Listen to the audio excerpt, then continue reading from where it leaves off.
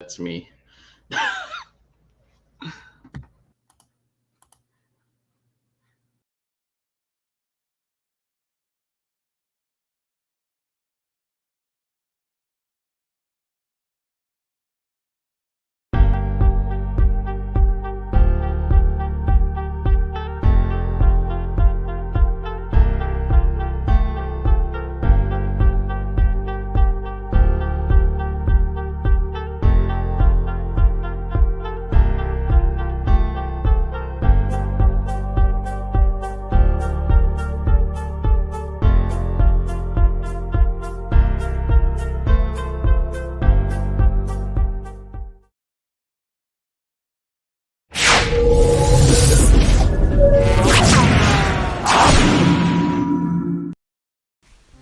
This is Soniera Lynn, and you are now listening to the Anime Assembled podcast with your host, Indy YuGiOh and John Forsaken Power.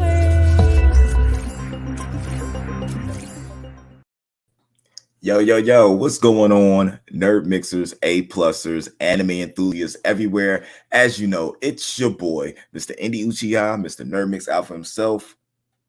And I'm here for another episode of Anime Assembled. But it wouldn't be an episode of Anime Assembled without my co-host, my co-creator, and our knowledgeable encyclopedia of all anime and manga, John Forsaken Powers. What's going on, John? What's up, my dude? Good to be back. It's so gosh. Oh, it's so good. I'm sorry. I'm too excited for this. Yeah, I'm happy about this. And there's something else. We are live. There you go. All right. Facebook, YouTube, and Twitch. A+ Opinions, A+ Hero Report, Anime Assembled. Y'all make sure y'all follow down there, YouTube and Instagram. We are so close to being monetized on YouTube. So make sure you go over there and you follow A+ Hero Report on YouTube. Man, what's been going on, brother? So much life. So much has been going down. Got a new job. I think we talked about that in the last episode back in the day. God, what? It's been a month and a half now, give or take. So, month. Yeah. Lots. So, do apologize about that. I know it's not been easy trying to get in touch, but new job, new schedule, work's been great.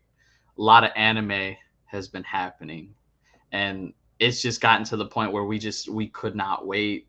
I was like, hey, we got to do something. He was like, yo, we got to do something, and here we are. We're doing something about it.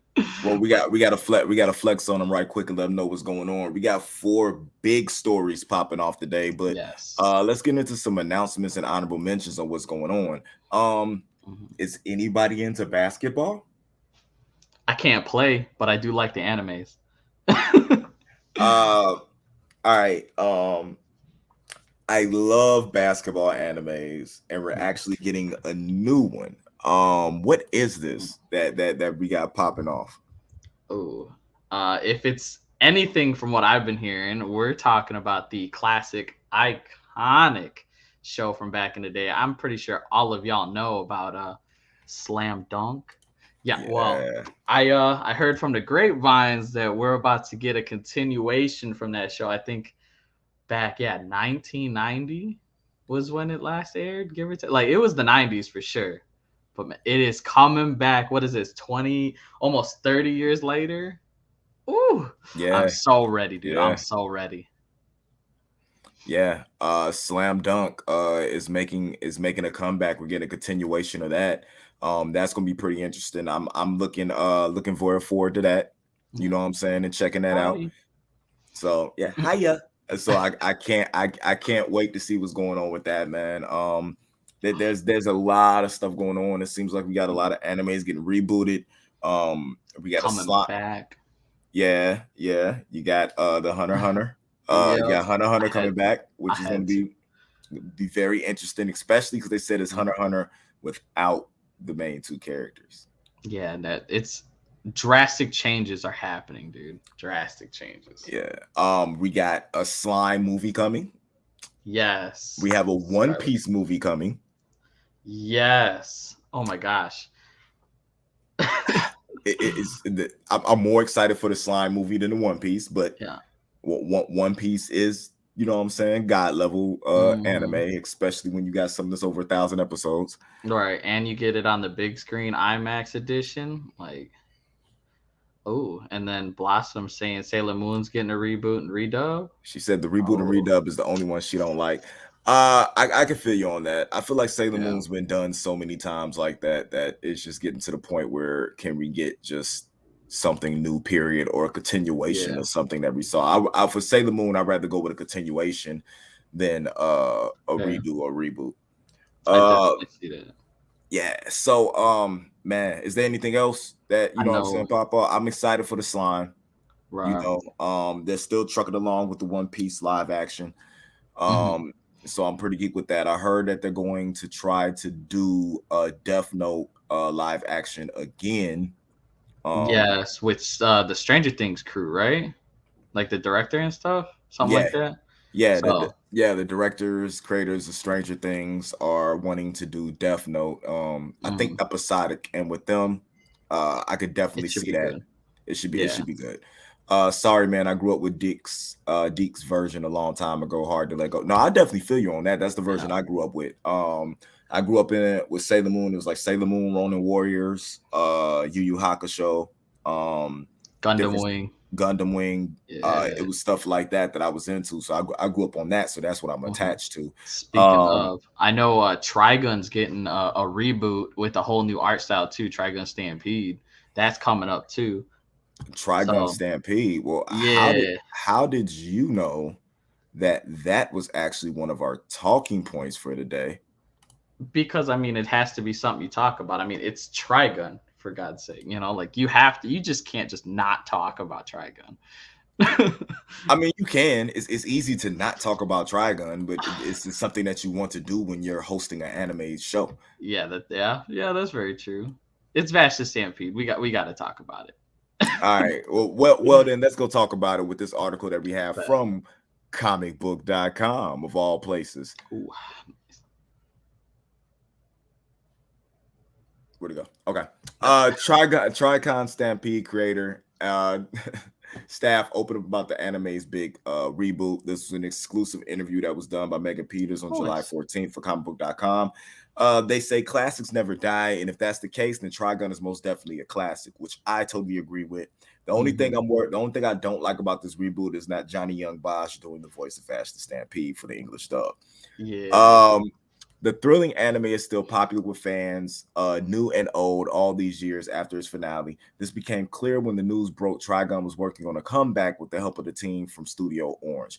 Thanks to Trigun Stampede, a new era is coming for Vash the Stampede, and comicbook.com got the chance to speak with the series creator and anime staff following the reboot premiere. Let's get right into this interview. First off, congratulations on Trigun Stampede. His panels last night was emotional, and the PV made me tear up. So I want to know how you all feel after seeing fans' responses to the footage. Um, Yashiro said it's something that was being developed for a very long time, and really, yesterday was a significant day because of that. But also, it's just the start for all the things. I think it's the start of something fantastic and something that a lot of people will like. So fans just consider this as a start. It is just a start. During the panel, it was said Trigun Stampede has been in the works for 5 years at this point. I don't understand something like this big could be in the works for 5 years and does not hear anything about it. Hey man, you gotta for certain things like this, you gotta make sure it lines up. You know, I remember there was one thing I was reading up on between an interview between Studio Orange crew and the creator Yasuhiro Naitao. He was saying they were pretty good about it, but I made sure, you know, because it's Trigun, I had to make sure that they stayed with it, making sure that it was true to, you know, being Trigun. And so basically they kept it in the works and hiding so that they could get it right. And that I like that, you know, versus, you know, just throwing it out there like, hey, we're doing something. And then it's not up to snuff, you know? Yeah, I definitely get you. Let's get in more into this. They asked, can anyone speak to how the project got started and how Studio Orange got involved? What Kashiro said, when I first when I was first thinking about how we should do the project, it came down to how things lined up, how the opportunities lined up. So first of all, I love Trigun. I want to do Trigun. And another thing that lined up was the director, Kenji Moto. I wanted to give him a directorial debut somewhere, and Orange worked on The Land of Lusterious and Beat Stars. So I wanted to work with them for a new project. Those three lined up naturally at that point. And on Orange's part, the studio wanted to illustrate humans for a while. So in a sense, Trigun was a good match. Based on the PV, Trigun Stampede seems like it will focus on new parts of Vash's story with Rim and others. How was the story crafted behind the scenes? Can you comment on where this takes place timeline-wise? Taki said, there are a lot of discussions that we had about what we wanted to do, what kind of Trigun we wanted to see. We haven't revealed the script writers yet, but the script writer is a very excellent sci-fi script writer, and a lot of the world settings in Trigun is based on his ideas. He's really excellent. If you look at the manga, we can see a grand scale of the world, and through his writings, we find the details of it. How do you feel about them seemingly redoing the world in Trigun? It became the love, because it almost felt like a Trigun to me sometimes felt like a sci-fi western. You know what I'm saying? 1,000%. 1,000%. Yeah. So how do you feel about them taking this and creating it into like adding even more sci-fi elements? You know what I'm saying? It seems like to the show itself. I feel like for the show's sake, in order for it to garner the views that it's going to need in order to succeed, it kind of, from being away from the anime community for so long, Trigun Stampede's been away just as long as Slam Dunk has. I feel they have to do these impactful new things in order to make that big splash that they're looking for. So I feel like it's almost necessary for them to be doing such a drastic change. Yeah, I definitely get you on that. You need something new and fresh, especially for the time now, because I don't believe that the old the original way that we were shown Trigun would hold up in for current, you know what I'm saying, anime fans and enthusiasts, the ones who know Demon Slayer and, you know what I'm saying, different stuff like that. You need that aesthetic, and Trigun Stampede almost feels like to me to have a similar aesthetic to like some of the Voltron reboots or Ruby or something like that, which I like that. Which to me honestly should let the characters shine a little bit more. You know what I'm saying? Because I feel like the animation is going to be a lot cleaner than what it was, and it's something that like characters like Vash and stuff like that should be able to you should really be able to connect to who they are. Clean lines. I can't wait till his arm turns, and you know what I'm saying, see his arm turn into the gun from, you know what I'm saying, for the first time, different stuff like that, and see what that actually looks like. So should be pretty dope. If Blossom said, if there's one change in anime that I hate, it's them changing it from how you once knew it as a kid. I 1000% understand that, and I feel that pain. But I feel that pain, but a lot of times it's for the better. If you look at take Dragon Ball for example, Dragon Ball to Dragon Ball Z, right? I knew Dragon Ball as a kid is one of the first animes I watched. When I got to Z, the improvements and stuff that they changed in it, whether it was animation, story and stuff, actually improved, you know what I'm saying, on what Dragon Ball was. GT was that's over there. Yeah, that's over there. It doesn't exist. But Super, the jump from Z to Super, you know what I'm saying, made it to me feel a lot better. We see transitions of that with Gundam. With the different Gundam shows, like every Gundam show is different. They changed the animation style, they changed the art style. They have the new Gundam that's getting ready to drop, where the protagonist is you know what I'm saying, a female, and everything, and the art style is changing. So it can be for the better, but when it comes to a reboot, Trigun might actually do well off, especially when we get to more of the backstory with him and his brother, and dealing more with what they were going through. Because when we watched the original Trigun, you didn't see a lot of that interaction. So this something them being sent from their home world to sent to where they at, almost Superman style, you know what I'm saying, Dragon Ball style, and having that check out and actually getting more of that backstory between those two, you know, to me, what seems like it would make it a lot better. See, I like that you bring up the whole, you get to see the interaction between the brothers, right? Because Mhm. it kind of brings me back to Full Metal Alchemist, how they redid it with Full Metal Alchemist Brotherhood in terms of getting the storyline set up so it's more, I guess, it flows better. And I feel like this is an attempt at that for Trigun, because like you said, Trigun back in the day, it was a little more sporadic in terms of its story. It was great, don't get me wrong. Trigun, awesome. But it's one of those things. It's kind of like in a sense, like Cowboy Bebop. You know how each episode was kind of its own story, and it kind of bounced around and whatnot. And it was good for how it was told, but in other aspects it kind of was like, well, what happened with this? Where did that go? What's going on with it? And I feel like by them starting from the beginning and then bringing us to this, to the new point in time of Trigun Stampede's conclusion, it'll make the story flow a little better. Yeah, No. speaking of that, the next question is obviously Trigun's original anime had a very different aesthetic and style compared to what we have seen of Trigun Stampede so far. To our artists and producers here, do you have any challenges creating a CG framework for Trigun? That.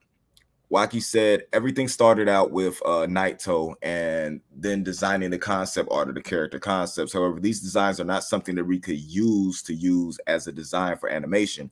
So the director Muto, he took the time to understand and interpret the designs before having actual designers interpret the looks for the animation.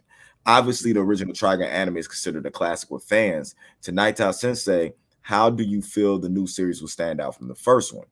So when they were developing this Trigun, I saw that they were taking elements from my comic and expanding it, rearranging it, restructuring it, redesigning it, and adding depth to it. They're trying to raise the quality of the show as well. I thought that there might be some changes, but once they took all of the series in and started adapting it onto film, I felt that this is still Trigun. This is Trigun. I want the fans to know that I really want them to watch this. And after watching it, I think you'll feel the same way as me, that this some way is also Trigun. Hey. And finally, to Naito Sensei, the road to Trigun Stampede has been long. I want to know, as the series creator, what are you most excited about when it comes to this new take on Vash? He said, rather than talking about myself from a viewer's perspective, I want to speak from a creator standpoint. How do I create things? Is it that I try to constantly challenge myself? So is this a combination I ever done before? If so, I'll try to do a combination I have not. I would try to do something that I've never illustrated before. So for myself, it is a constant challenge to myself to do new things. So just watching this Trigun, there's so many challenges that put into this series. I'm really interested as a creator to see how all of this will come together. I'm super excited about this. I really feel like true fans of Vash the Stampede and that world will love this experience, because I really feel like instead of being like a kooky animation comedy, that's how Trigun always felt, to try to get deep in the end. I really feel like this version of the show is going to try to pull on your heartstrings and really mess with your mind, especially with the relationship between the brothers. And then it's going to give us a better understanding on why Vash later on, when they started to bring up his brother and stuff like that, why he was feeling the way he was feeling, because that always felt to be like in the original animator, it was kind of forced, because you didn't have too much of that backstory with a wrong. You're trying to figure things out. I feel once they present that to us, it may give us a better attachment, you know what I'm saying, to the characters. So when we get to those points that they were at further down the line, it'll be a better experience for us when we come to see what's going on. Right. I definitely feel you there. And honestly, new things are going to be scary, because it's like, man, this has already been established. This is how it's supposed to be. I love the fact that Naito, he comes out and he's like, I approve of this. Y'all need to watch it. The creator himself is telling you that you need to watch this new rendition of his work. So that just goes to show how, if he thinks it's that well done, how amazing is it going to be when it actually drops for us, So it's just, it just piques my interest even more as not just an anime fan, but even specifically a Trigun fan. Being like you said, being able to have this new connection that we're probably going to get thanks to the storytelling that they're going like in the trailer that they showed off for it, that we get to see this very close relationship and dynamic between the brothers that we didn't necessarily really got from the get-go in the original. So it's scary, yes, that it's new, but it's also exciting because it's new. Yeah, I'm 110% with you on that. I'm looking forward to it. It's not that far away, so I can't wait to see it. Yes. So we'll see what happens with that, man. Mhm. On to other news. Man, Netflix is just loading up when it comes to what's going on with live actions. That to me, they've only done one right, and I don't even know if they did that one. If that was like a Netflix done live action when it comes to what went on with Bleach. But they got another one, bro. They have another one. And live actions are 50-50 with the fan. And I don't really know how I'm gonna feel about this because Yu Yu Hakusho is special to me. It should be. It's special to a lot of us from back in the day. Yeah, I don't know how they're gonna handle this, but we're gonna see. Exclusive Netflix Yu Yu Hakusho live action manga adaptation reveals its star. Netflix has found the star of the upcoming live action adaptation of the classic manga Yu Yu Hakusho. IGN can exclusively reveal the main character. Yusuke Urameshi will be played by Tokyo Revengers Takumi Kitamaru. Netflix announced that adaptation last year, which will present a new version of the 1990 manga in which a teenage boy Yusuke dies and begins a new afterlife as the underworld detective. Kitamaru, Let Me Eat Your Pancreas, and Tokyo Revengers will play Yusuke, and you can see the first look of him in costume below.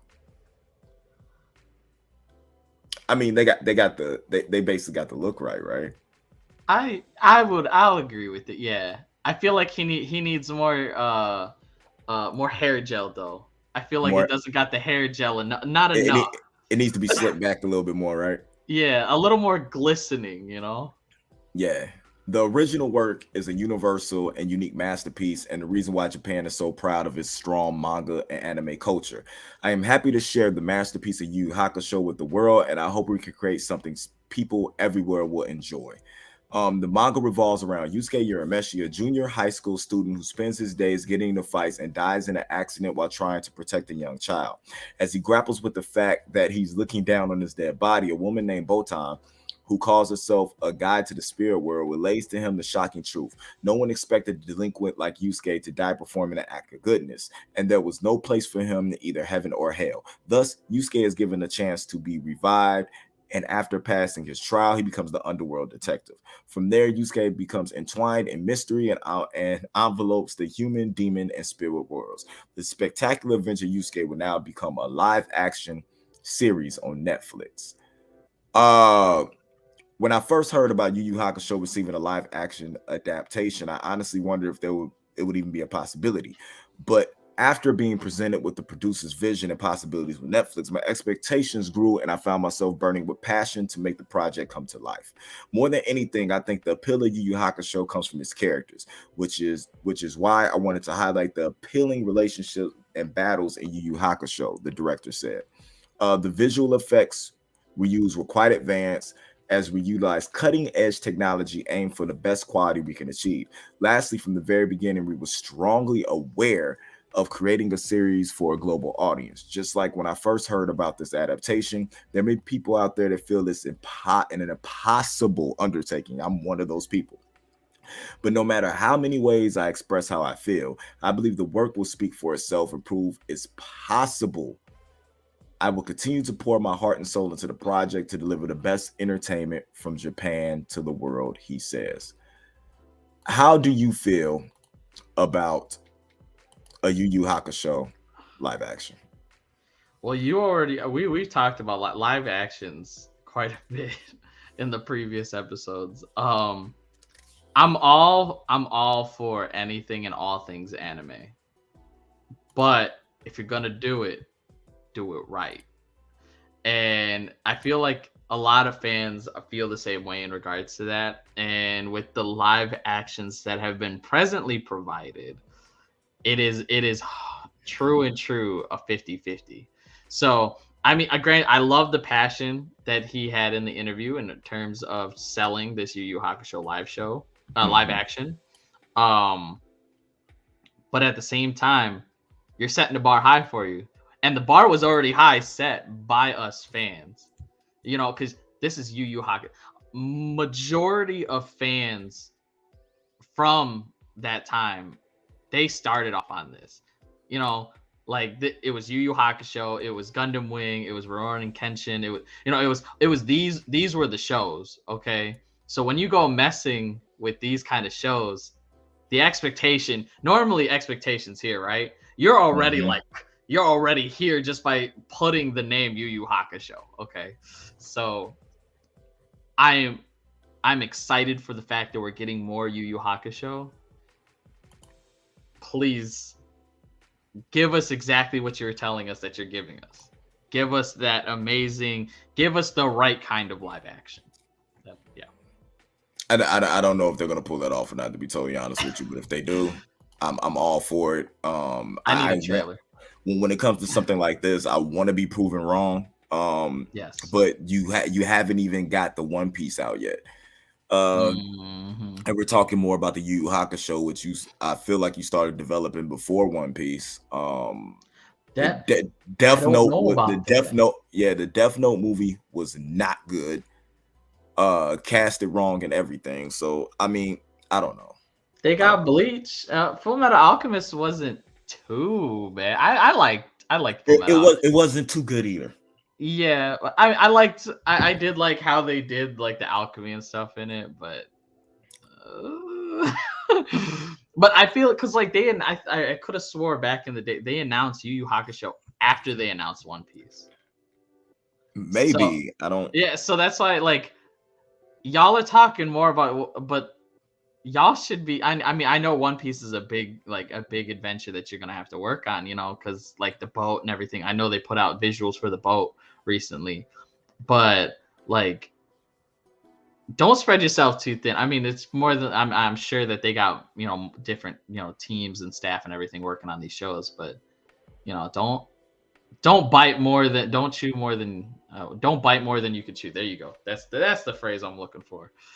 So we'll see. We'll see. I need a trailer. I need to see what they got working with. If they mess up the spirit gun, then it's already game over. They give him a real gun, like they give him an AR-15, and that's the spirit gun. Yeah, instead of just doing the, you know, like just the handgun, he's gonna have like a toy gun, and it's just like well, America, we're against guns right now, so he's not gonna do a gun. He's gonna do a fist. It's like spirit gun. Peace sign. It's gonna be a peace sign. Spirit gun.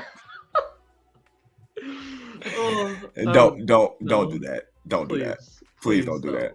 Please. I beg of you. Don't do that. Funny. Don't do that. We're gonna get canceled for that already. All right, my man. Have you had a chance to see Superhero? I saw the first two trailers, and I saw the news about Gohan. So I don't know which one, what you're referring to. So I was actually talking about, have you seen the movie yet? Oh no, I have not. Unfortunately not. I've been very slacking. I'm still trying to catch up on the current summer season that's airing right now. Well, Dragon Ball Superhero stars open the spoiler floodgates in a new review. So I'm just gonna let you guys know right now, if you don't want the movie spoiled for you, come back in 5 minutes. That's all right. I've already gotten spoiled on a few things anyway. Yeah.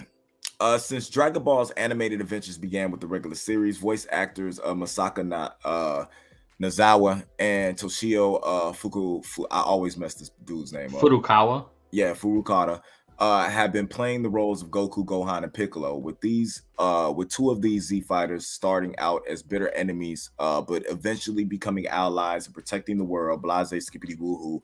While Goku is taking a backseat in the next movie, Dragon Ball Super Superhero, Piccolo and Gohan will be front and center. With both the voice actors taking the opportunity to be a part of the interview that was chock full of some big spoilers for the next animated adventure of Dragon Ball. Again, these interviews have some big spoilers for the Dragon Ball Super movie. So if you don't want to be spoiled, put a sticky note in this and come back later. The voice actors are like in their 80s, but that's not stopping them from voice acting and giving the Sun family, you know what I'm saying, something to say when it comes to Gohan's newest form he receives, dubbed Gohan Beast. Hey. Look, the visuals of him and Beast look amazing. He looks cool. He usually studies and doesn't fight much, but he's still very strong. He is Goku's son, after all. On the flip mode, they dove into Piccolo's new transformation, Orange Piccolo, which is the most horrible name ever, which the Namekian receives via the Eternal Dragon of Earth, wishing upon the Dragon Balls to give himself a serious boost in fighting against the Red Ribbon Army and the organization's androids. Orange Piccolo isn't a good name. I wore an orange shirt today. You see other characters evolving more and more, don't you? Well, Piccolo doesn't have hair. I always, those maybe someday. I'm so happy right now. I'm just happy that Piccolo hasn't had a boost since he merged with Yami. Was it Yami he merged with? Yeah. And Nail. I think he merged with Nail after that. He hasn't had a boost since then. As it stands, that sounds right. Yeah. We aren't sure when or if Gohan and Piccolo's new transformations will arrive in the manga, as the two Z fighters haven't been present during the Granola the Survivor arc. However, with the recent battle seemingly nearing to its end, the return of superhero stars might be around the corner. This is what I think about this. I think Dragon Ball Super was a bad movie. I think it was a bad movie. It was a bad script. It was amazing animation. It was amazing fight scenes. It felt rushed to me. You know what I'm saying, a little bit. But the transformations for these two characters were they needed to be done. They need to be done earlier. Gohan going into beast form, beast mode was nuts. I'm waiting for all the Rock and Gohan like side by side things, you know what I'm saying, like with the Rock working out and you see Gohan going to beast mode or throwing the silver hair on top of the Rock's head, you know what I'm saying, while he's working out. I'm waiting for those things. The Orange Piccolo thing just seemed weird to me because he got it. The Orange Piccolo thing reminded me of like the Super Saiyan. You remember like when they were trying to go Super Saiyan 2 and then like Vegeta and Trunks got all big? Yeah. That's what yes. That's what the Piccolo transformation, like he's stuck in the middle of some type of transformation and he turned orange. The orange thing was the weirdest thing in the world to me, but it was a power boost to put them, to try to catch them up, to put them on the levels of which Vegeta and Goku, you know what I'm saying, the other characters have been on.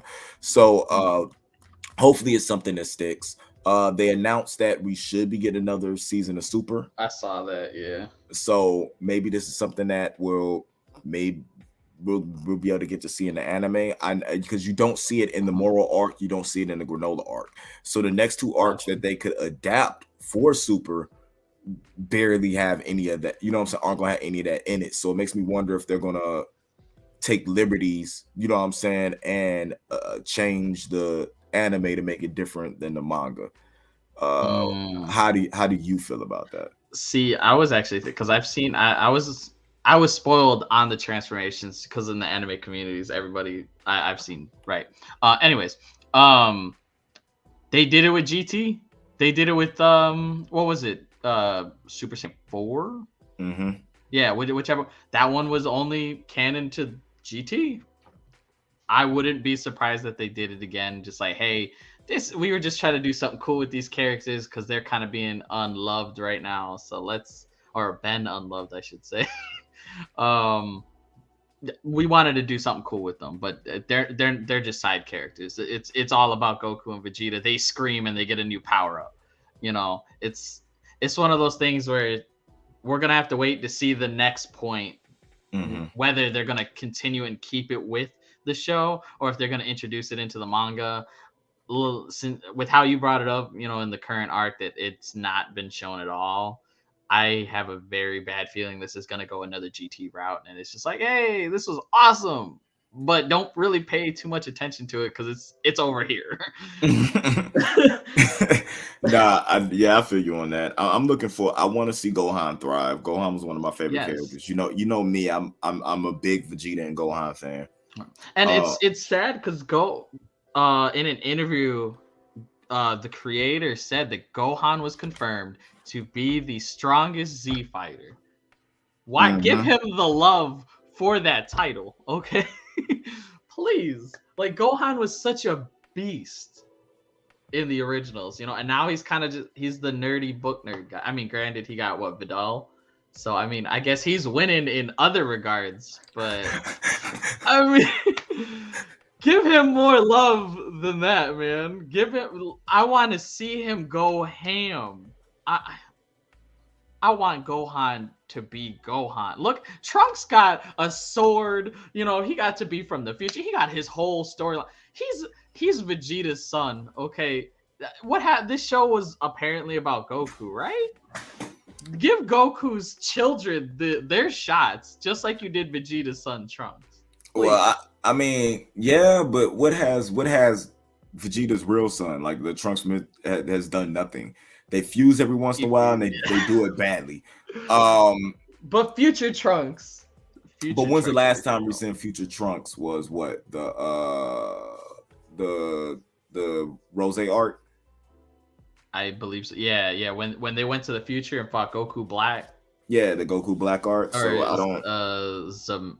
God, I always forget his name. Zamasu. Yeah, Zamasu. So I don't know, man. I don't know. I don't know. I just want Vegeta to get his just due. You gave him an ability, Ultra Ego, where he powers up by getting beat up. I feel like there's a gag in there, like they did that on purpose. Like, oh, people are tired of Vegeta getting beat up. Well, let's give him an ability where he gets stronger if he gets beat up, and just let him get beat up more. I mean, you know what? I feel like it's not necessary. See, because I'm not current on the manga like you. I'm behind there too. I feel really bad for that. But going back to the to Super, when they did the episodic version of, what was it, the Resurrection of F, or whatever. Anyways, where the God of Destruction, I forgot his name. The purple cat dude. What? Beerus. There we go. Thank God. Okay. I don't know why I'm dropping the ball right now, but when Beerus smacked the crap out of Bulma, we don't approve of spousal abuse and just beating women. But look, when Beerus did that and Vegeta went ham, I feel like that could have all. They might be able to tie that in. It might not necessarily Vegeta has to get his own butt beat. It could just be like people. It's seriously, Vegeta has to take battle damage and he gets stronger. That feels bad. Okay, that's rough. I'm sorry. I was trying to help there, but it's something where he's trying to like merge Ultra Ego and God of Destruction Hakai like together and like try to develop some new type of form. But yeah, Goku can just scream and then gets another ability and okay. That's that hurts. That really hurt. I don't even know if I want to. I mean, I have to get current, but I mean, I don't know. I'm not going to be happy about this. Hey, it is what it is. I think the movie was subpar. A lot of people enjoyed it. I thought the animation was competitive. The animation, the fight scenes were like A1. But the plot of this movie was complete trash. See, that's what I got to see snippets of the movie, for the spoilers that I've experienced. It looked really good. What's up, bro? What's up, Silver? It looked like it was gonna be really good, so that's very saddening, I'm gonna have to. I'll probably do that later, like after this. I'm gonna go watch it. Yeah, definitely check. I'm gonna have to definitely check it out. I'm pretty sure you can find it. If you don't want to go to the theater, everybody close their ears. Everybody close their ears. Facebook somewhere. It's got to be up somewhere for you to be able to watch it. Either that. I mean, I could probably check. I could check the other shows if anything. I'll find it. I'll figure something out. I'll watch it. Even if I have to go buy it from Japan or something, I'll watch it. But man, that hurts. Yeah, That really hurts. yeah. Well, the last little bit of news that we have for you guys today. Okay. Please tell me it's positive. Please tell me it makes me feel better. No, it's not. Oh, It's no. not. Okay. Moment of silence, right quick. I don't like this.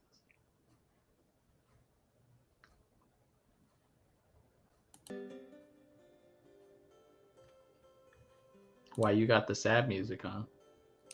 Because the creator of YuGiOh passed away. YuGiOh and Pokemon for like I'm gonna say the generation right under me, like when I was in school, was what really pulled a lot of people into tabletop games and anime. And the creator of YuGiOh, Kazuki Takahashi, was found dead at sea at 60 years old. Takahashi was creator of YuGiOh, manga, comic, and trading card game, has died apparently while snorkeling in southwestern Japan, the Coast Guard said Friday. The body of Takahashi, 60, was found Wednesday floating about 300 meters off the coast of Okinawa by a person running a marine leisure business, according to official at the Naha Coast Guard Naga station. The Coast Guard and Fire Department went by boat and watercraft and found the body face down and wearing a snorkeling mask. He may have been dead for a day or two, according to the Coast Guard official, who spoke on the condition of the anatomy because their job did not allow them to be quoted by name. The body shows signs of being attacked by a marine creature, possibly sharks, but the cause of death was still under investigation, the official said. Takahashi was identified after police in another part of Okinawa contacted the Coast Guard Thursday, saying that a rented car had been found abandoned on the beach. The car had a driver's license confirming the identity. Takahashi's real first name was Kazuo. His family was contacted and identified him, the Coast Guard official said. YuGiOh, debuting in Shonen Jump magazine in 1996, became a hit, selling more than 40 million copies as a manga, although the number of cards out in the world is far greater, in the billions. The official card game went on sale in 1999. A TV show and video games, as well as figurines and toys, were also a part of the franchise. There was an outpouring of mourning on social media. Eric Stewart, the American actor who did the animation voiceover, said he was saddened by the news. An amazingly talented man. Since I created a role that will help define my voice acting career, Stewart said on Twitter, using the Japanese word for teacher. Fans around the world posted their cards and manga images online. Some noted that that was how they became interested in Japan. People recalled how the cards had helped them make their first friends. We are deeply grateful for the wonderful world of YuGiOh, universe that has created, and our thoughts are with the family and friends at this difficult time. London-based YuGiOh news account said on Twitter. The ambassador to Japan from Georgia, Timurazu Lazava, said YuGiOh invoked a distinct world. I would never forget the excitement of playing the game. Takahashi's work had children and the young at heart collecting cards decorated with mechanical monsters and wizard-like creatures with a frenzy. The prices of some shot up during the height of the fad. When a YuGiOh event was held at the Tokyo Baseball Stadium in 1999, so many children and parents came to buy the cards. Game maker Konami, the organizer, had to call in the riot police. YuGiOh again has a special place in my heart for the simple fact that I wouldn't have gotten to MTG. I wouldn't gotten into Magic the Gathering, Dungeons and Dragons, or anything like that. Any tabletop, anything. I'm to the point now where I'm just collecting independent tabletop games.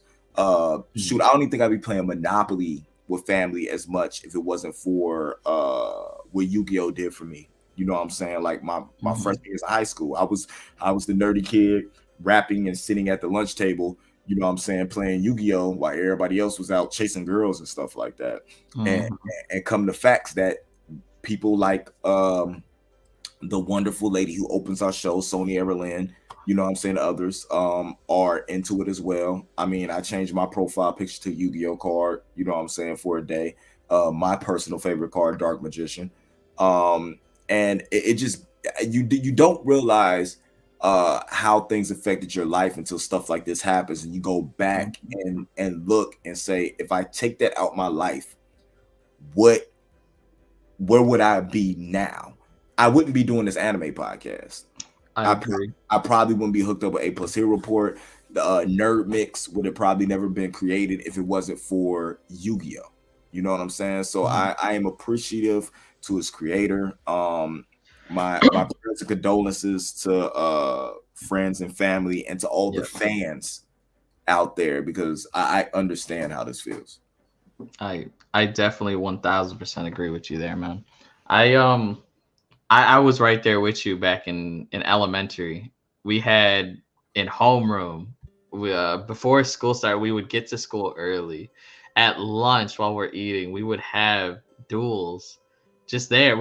Someone would bring the mat. We would bring, we would all bring our decks that we would make, and we would trade cards. We would play, and it was just, I wouldn't have some of the friends that I still have to this day if it wasn't for YuGiOh. We used to, because I lived in a trailer park, there was tons of us kids that we would literally pull up to random people's houses like, yo, we're gonna duel. And we would just, it was just like, it brought the whole park together. Everybody knew where the YuGiOh kids were. Everybody knew where we were at. And I didn't think we were gonna be talking about this today. So that's why I came at the surprise. I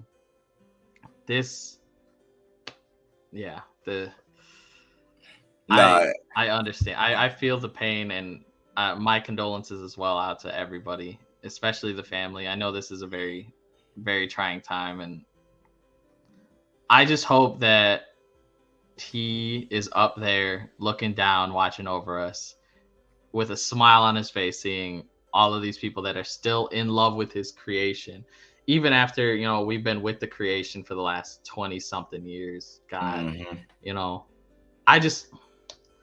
I hope he's found peace. That's, yeah, definitely, man.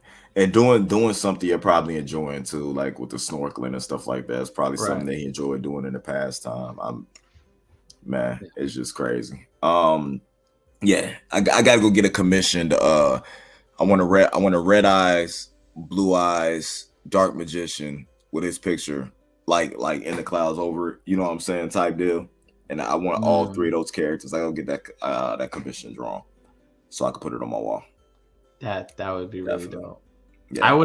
I would love for like a commission, right, where it's dark magician messing with the magical hats, right, and underneath one of the hats is like dark magician girl or whatever, and she's like, shh. And she's trying to hide from Dark Magician. That would be cool. And it's like all the different versions of Dark Magician and stuff, like that. Just something, like something just out there, just like crazy awesome, That would be really cool. I got plenty of, I'll find space for it. Yeah, I'll definitely. I'll feel you on that too. Yeah, man. Well, guys, sorry to leave you guys on somber news, but I'm about to go cry, bro. Yeah, we really hope you enjoyed this episode 34 of Anime Assembled. Something like that, yeah. John, man, tell them where they can find you at, bro. Oh, you can find granted, you can find me at two places, to be honest. Well, it's all on Instagram. You can find me over as Forsaken_Powers. Honestly, I don't really post much there, so don't bother. But you can find me over at Anime Assembled on Instagram, and that's where you're gonna see a lot of my posts. In fact, I've been doing pretty good. I feel like I've been doing pretty good. It's been every other day, sometimes back to back. It's follow me there. Definitely follow me there. You're gonna find a lot of good stuff, I feel like. And then of course, my buddy Indy right here. Yeah, my buddy Indy right here. He's gonna tell you where you can find him at. He's got everything. So yeah, definitely, guys. I'm gonna tell you again. Please subscribe to this YouTube at A+ Hero Report. We are so close to hitting where we need to be. We're really close to 1,000 subscribers. We're trying to get this channel back to what the A+ Opinions channel used to be. So if you're into anime, nerd and geek pop culture, If you're into wrestling, anything like that, you can get all your news and reviews right here. All you have to do is subscribe, hit the notification bell so you know every time we post new content. You can also follow us over on YouTube, Facebook, Anime Assembled, Nerd Mix Alpha, A+ Opinions. But most of all, Spotify, Apple Music, Amazon Music, SoundCloud, YouTube Music, Indie Uchiha. Go check out the music. Let me know what you guys think. We're only able to bring and create stuff here for you guys. I'll offer your support. So we thank you for every time you tune in. Thank you. Don't forget, there will be live viewer questions coming to Anime Assembled. So you guys know the email that you always send the stuff in for A+ Here report. You can do the same thing here. Submit your live viewer questions to the YouTube community tab. Another reason why you should subscribe to our YouTube page, and we'll answer your anime questions, manga questions right here live on Anime Assembled, man. I told you he's got everything. Yeah. I'm glad to be back, bro. Really? Yeah, man. It was refreshing, even though the end was a little somber. It still feels good to be back in the chair talking with you, my dude, and just everything anime. I feel good, even though I feel sad. But I feel you. Guys, we'll see you next week with another episode. Thanks again also to Sony Erlyn. You can follow her at Sony_Erlyn. Amazing cosplayer. Video game streamer. Go follow her. She does the voiceover for the intro for us for Anime Assembled. Man, we'll see you next time. See you then. Keep it A+. This has been a Nerd Mix.